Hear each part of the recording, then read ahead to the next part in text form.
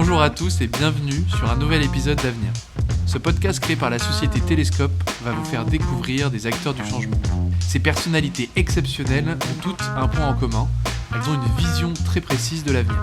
Ces hommes et ces femmes sont visionnaires dans leur société, leurs idées et leurs projets. Dans ce podcast, nous allons donc décortiquer leur parcours personnel et professionnel, leur histoire, mais aussi et surtout essayer de comprendre comment ils comptent changer demain. Dans cet épisode d'Avenir, nous avons rencontré Julien Pemezec, président du directoire de Wood & Home, société qui est spécialisée dans l'usage du bois massif, proposant une solution d'avenir pour l'immobilier face à tous les impératifs écologiques. Julien Pemezec est un visionnaire qui se bat pour construire la ville de demain. Je ne vous en dis pas plus et je vous laisse découvrir son parcours grâce à Juliette David.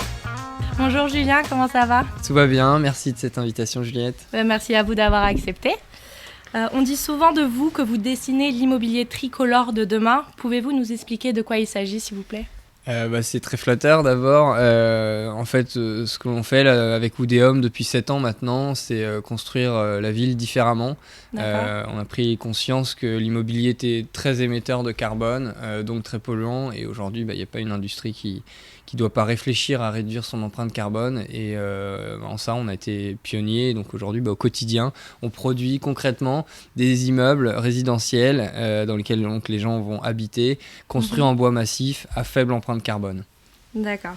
Donc pour commencer, j'aimerais vous parler de votre enfance et de votre passé afin de mieux vous connaître. D'où venez-vous ? Quel était votre contexte familial ? Avez-vous un rêve quand vous étiez enfant ? Oui, alors je viens de Bretagne, donc ça c'est une appartenance dont je suis très fier.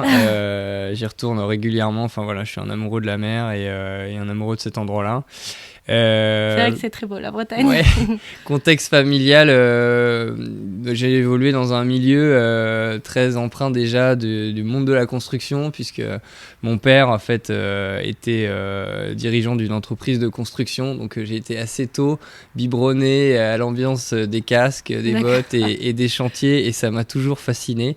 Et j'ajoute à ça aussi qu'on avait la chance d'évoluer dans un milieu avec des architectes passionnants que je trouvais, qui me fascinaient quand j'étais jeune, et je pense qu'évidemment tout ça a participé à construire mon projet futur. Exactement. Après, est-ce que j'avais un rêve ?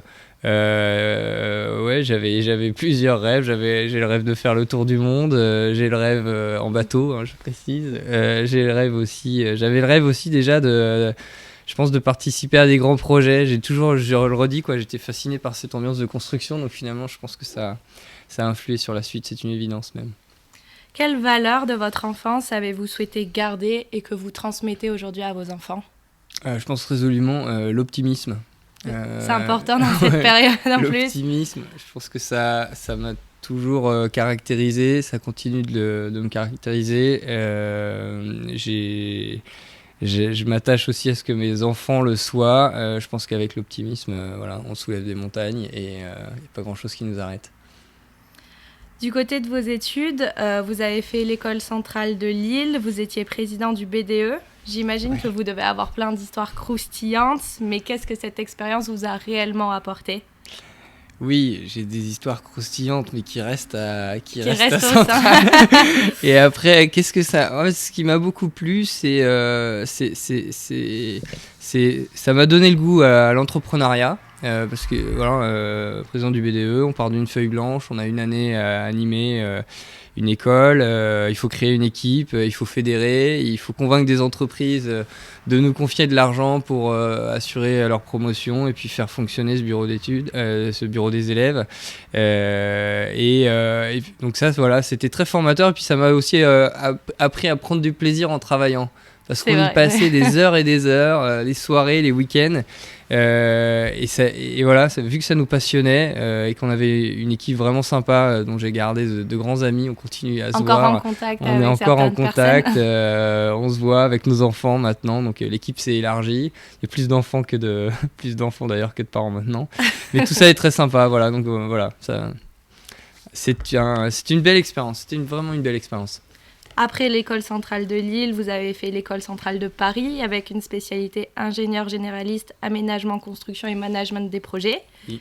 comment est née cette vocation pour l'immobilier? Comme vous l'avez dit, c'est grâce à votre famille et à votre père. C'est ça m'a donné envie. Et puis derrière, j'ai eu une petite phase évidemment, je me suis dit, mais non, ça n'a aucun sens, il faut que je fasse absolument autre chose.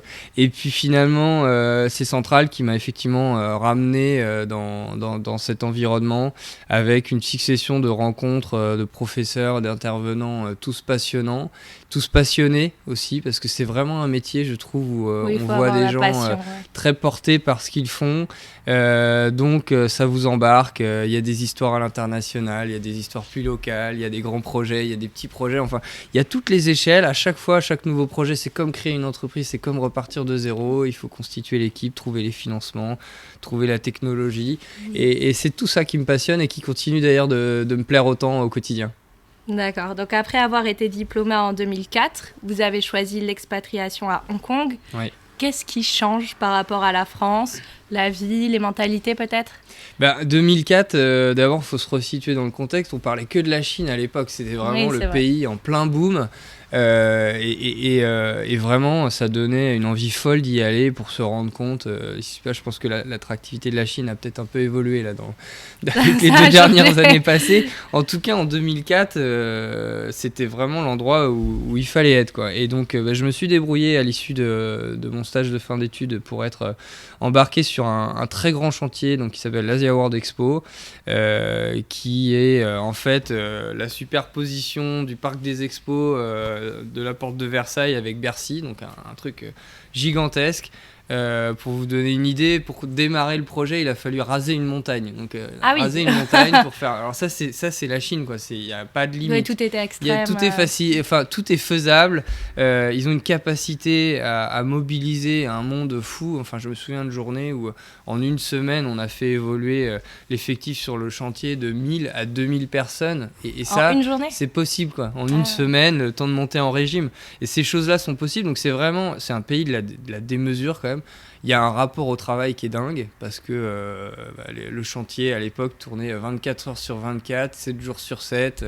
Il n'y a pas de notion de jour férié, de jour travaillé. En fait, ça tourne, quoi. Et tant qu'il y a un chantier, il faut que ça tourne jusqu'à ce que ça se termine. Donc ça, c'est vraiment absolument fascinant de voir tout ça. Et là aussi, on en retire des super rencontres parce que ça a été 2 petites années très intenses, couronnées par un joli voyage. On a pris le temps avant de revenir en France. Je suis parti avec mon amie de l'époque qui est ma femme aujourd'hui et la mère de nos 3 enfants. Donc voilà, c'était très structurant pour moi cette aventure. C'était une belle expérience. C'était une très belle expérience. Vous êtes aujourd'hui président du directoire de Woodham, qui est spécialisé dans l'usage du bois massif. Pouvez-vous nous parler de cette entreprise et de ses caractéristiques ? Oui, donc je disais, c'est une entreprise donc qui a démarré il y a 7 ans. Démarré en fait avec une prise de conscience qui est celle de l'impact carbone de l'immobilier. En fait, à l'époque, on se rapproche d'un climatologue qui est Jean-Marc Jancovici, voilà, très réputé sur la place et qui met en évidence le fait que l'immobilier est coupable d'un tiers des émissions de carbone en France, finalement à égalité avec le transport. Alors que très clairement, en 2014, personne ne parlait de ce sujet-là sur l'immobilier. Tout était concentré sur les émissions de carbone de l'avion, de la voiture, qui commençaient vraiment à être montrées du doigt. Et là, on réalise finalement que l'immobilier est aussi mauvais élève, qu'on pensait faire de l'écologie déjà un peu en isolant de plus en plus les bâtiments, mais en fait, on s'y prenait mal. Finalement, on s'y prenait mal. Et ça, voilà, ça agit comme un choc. À partir de là, on s'est dit comment est-ce qu'on fait pour changer ça ? On était convaincus que l'immobilier allait être conduit à faire son introspection également sur ce sujet-là. Et c'est là où on s'est concentré sur la construction bois, parce que le bois, c'est le matériau formidable qui a la capacité de stocker le carbone plutôt que de l'émettre, et qui permet en fait de faire de l'immobilier aussi grande échelle. Donc il n'y a pas de limite finalement à son déploiement. Et ça nous a beaucoup plu. Et c'est comme ça qu'on a démarré, donc avec Guillaume Poitrinal et puis Philippe Zivkovic, cette aventure. Pour aujourd'hui, on est à un stade intéressant, puisqu'on est maintenant une 50aine de personnes. On travaille. Ça grossit petit à petit. Ça grossit bien. On a triplé notre volume de vente et doublé notre volume de réservation l'année dernière. Donc on est en forte croissance. C'est une vraie histoire de start-up sympa qui commence à devenir une jolie PME avec un projet fort. Et voilà, ça me plaît toujours autant. Oui. Donc, quel va être le réel intérêt pour le maître d'ouvrage d'utiliser le bois ? Quels sont les avantages en fait du bois massif ? Alors le bois, il a plusieurs avantages. D'abord, donc je disais, il a cet avantage écologique, c'est qu'il est stockeur de carbone plutôt qu'émetteur de carbone. Donc quand vous allez remplacer le béton par le bois, vous allez éviter d'émettre 1 tonne de CO2. Donc c'est un levier gigantesque d'un point de vue empreinte carbone, donc d'un point de vue écologie. Après, il a d'autres avantages parce que c'est un matériau qui permet de travailler vite. C'est des chantiers très efficaces, sans nuisance. On réduit de 6 à 8 fois le nombre de rotations de camions, on divise par 2 le temps de gros œuvres, et puis donc ça c'est l'efficacité de chantier, et puis derrière c'est toutes les valeurs de qualité de logement que ça va produire. En fait c'est vraiment un matériau, d'abord c'est un matériau qui a traversé les siècles, qu'on a pris l'habitude de voir partout, qu'on aime voir, toucher, sentir, donc c'est vraiment une expérience multisensorielle quoi, d'avoir ce bois à ses côtés, et puis derrière c'est un matériau qui est très performant parce que on va avoir des bâtiments très bien isolés, donc les gens nous disent, ils réduisent de 4 à 5 fois leur facture énergétique mensuelle, donc c'est à peine 20 € par mois, c'est énorme. La qualité acoustique aussi est vraiment canon, c'est-à-dire qu'on a l'impression d'être dans un studio d'enregistrement, quoi, un petit peu comme ici, donc très bien isolé. Et puis il y a des bénéfices pour la santé, donc ça c'est intéressant aussi. On a travaillé là-dessus l'année dernière avec une biologiste, Florence Avia, et puis le professeur Lepelletier qui est le directeur du CHU de Nantes, qui a démontré qu'au vu et au contact du bois, la fréquence cardiaque diminuait, la pression artérielle diminue, le stress du coup diminue, on améliore sa qualité de sommeil.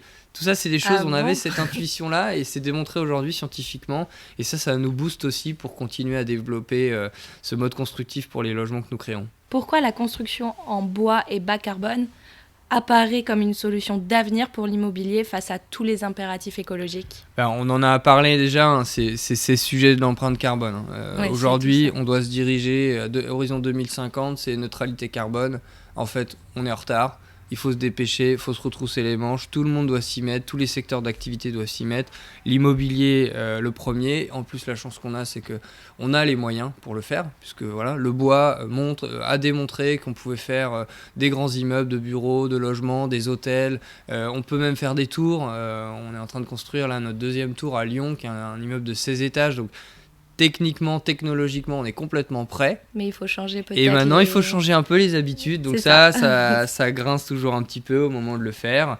Là, l'État a pris une décision formidable, et puis qui est une première mondiale, qui est passer d'une réglementation thermique qui mesurait donc les kilowattheures du bâtiment à une réglementation environnementale du bâtiment, donc qui va avoir une vue globale du bâtiment. On va pour la première fois mesurer l'empreinte carbone d'un bâtiment depuis sa construction jusqu'à sa fin de vie en passant par son exploitation. Et là, en fait, elle est là, en fait, la vraie écologie. Donc c'est formidable qu'en France, on soit leader sur cette impulsion. Et je pense d'ailleurs que ça va tout à fait favoriser l'émergence d'une vraie French Tech autour du bas carbone et de la construction bois, dont on espère être un acteur majeur, bien sûr. Vos enfants sont-ils sensibles à votre démarche et est-ce qu'ils suivent vos pas ? Ouais, ils adorent. Ils adorent.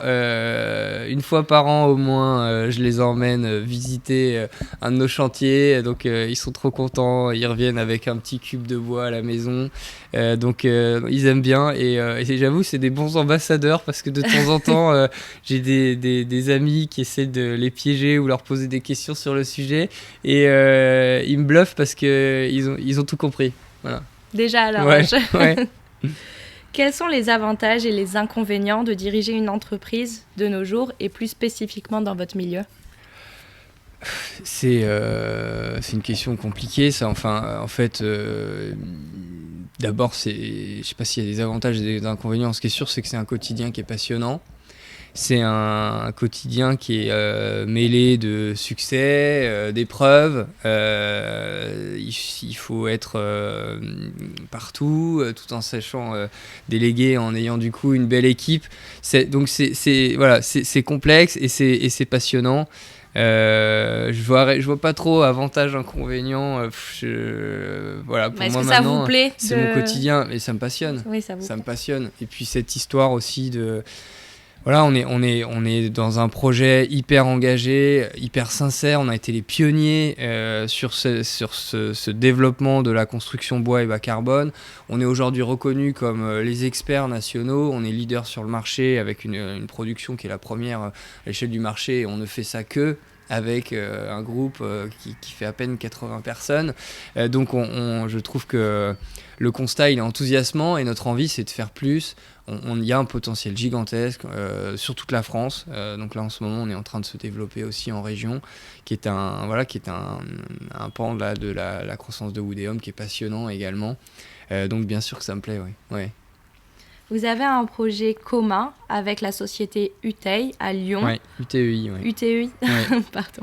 Pouvez-vous nous le présenter ? Oui, alors en fait cette opération s'appelle Albizia. Albizia, c'est le premier grand ensemble immobilier bas carbone et bois de Lyon. C'est un projet du coup qui est très symbolique pour ça, puisque d'abord c'est un des premiers permis signés par la nouvelle municipalité écologiste de Lyon. C'est donc un projet qui est vraiment porteur de valeurs écologiques fortes. C'est un vrai défi technique aussi, puisque dans cet ensemble immobilier de plus de 15 000 m², il y a une tour en bois. Les tours en bois, c'est pas du tout une technique courante aujourd'hui en France. Hein. On les compte sur les doigts d'une main, voire peut-être de deux aujourd'hui. Woodéum était à l'origine d'une première tour à Bordeaux, qui s'appelle Hyperion, qu'on a réalisé avec Eiffage Immobilier et puis Jean-Paul Viguier. Et là, c'est notre deuxième tour. Ça va être un objet superbe. Très belle architecture avec les architectes Ardel et Le Bihan que j'adore, avec qui on travaille depuis de nombreuses années, et puis Insolite qui est une découverte, qui sont des architectes lyonnais aussi qui nous ont beaucoup plu, et voilà, donc là le projet après une année et demie à peu près de développement est en construction depuis le début de l'année, et on a hâte de voir en fait les étages de cet immeuble monter, quoi. Il est prévu pour quand ? La livraison sera dans 1 an et demi à peu près. 1 an et demi ? Ouais. D'accord. Pouvez-vous nous parler de ce qu'est la fabrique de la ville ?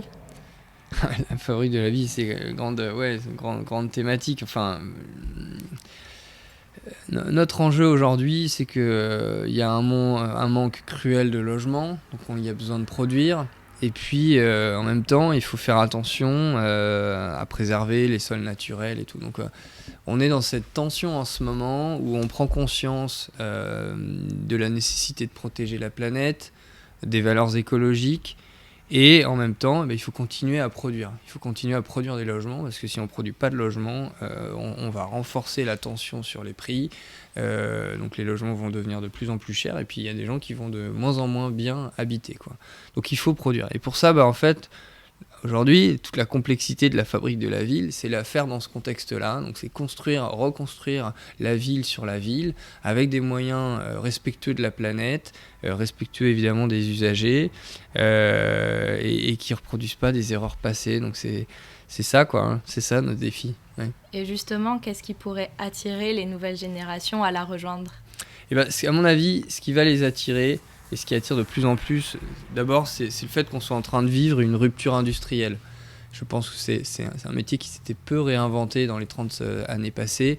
Et là, il y a un choc. Il y a un choc qui est boosté certainement par cette prise de conscience écologique liée à la crise sanitaire. Il y a une espèce de conjonction là, des choses en 2020. Et donc aujourd'hui, il y a une vraie volonté sincère de tous les acteurs de l'immobilier de changer et faire mieux. Et donc ça, je pense que ça va participer à l'attractivité nouvelle de notre secteur, et ça va donner envie aux gens de nous rejoindre, cumulé au fait que c'est vraiment un secteur où il y a des vraies valeurs d'entrepreneuriat. Chaque projet est une redécouverte, et ce qu'on fait est très visible, c'est-à-dire que le succès d'une opération, il se mesure pas, il se mesure très concrètement en fait à ce qu'on va voir à la fin de l'opération en ville devant nos yeux, un immeuble de 6 étages, l'esthétisme du bâtiment, et derrière la satisfaction des gens qui vont vivre dans les logements, parce qu'à l'intérieur il y aura des gens qui vont s'endetter sur 20 à 25 ans et vivre au quotidien dedans. Donc s'ils sont contents, c'est qu'on a réussi. D'accord. Vous êtes président de la commission marketing du bois de Adif Bois depuis juillet 2018. De quoi s'agit-il ?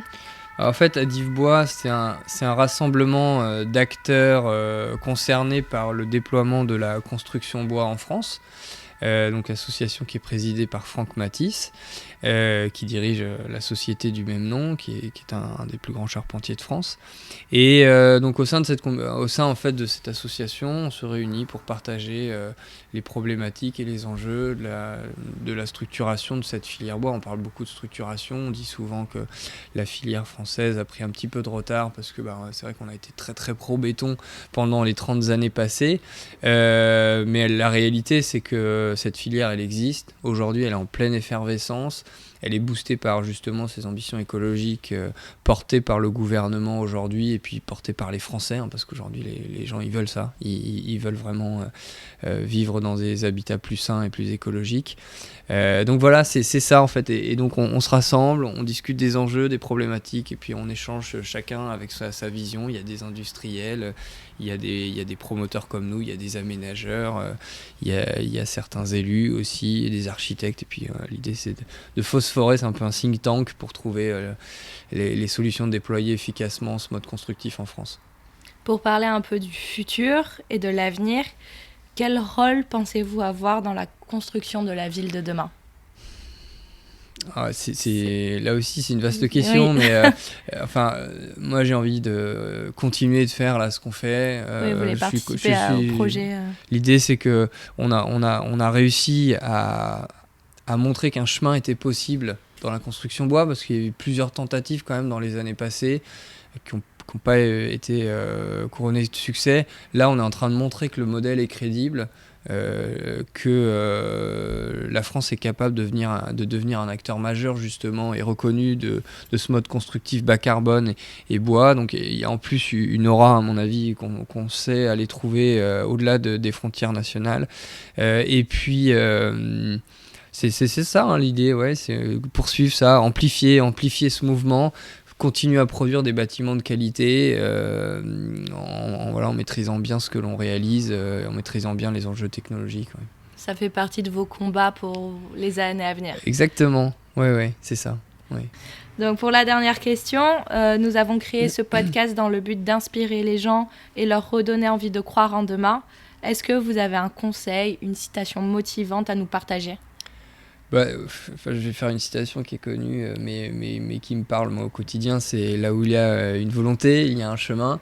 Je crois beaucoup à ça. Je pense que ça symbolise bien l'état d'esprit et ma vision de ce métier de l'immobilier, où il faut quand même avoir des convictions fortes pour réussir à embarquer des populations, des investisseurs, des élus.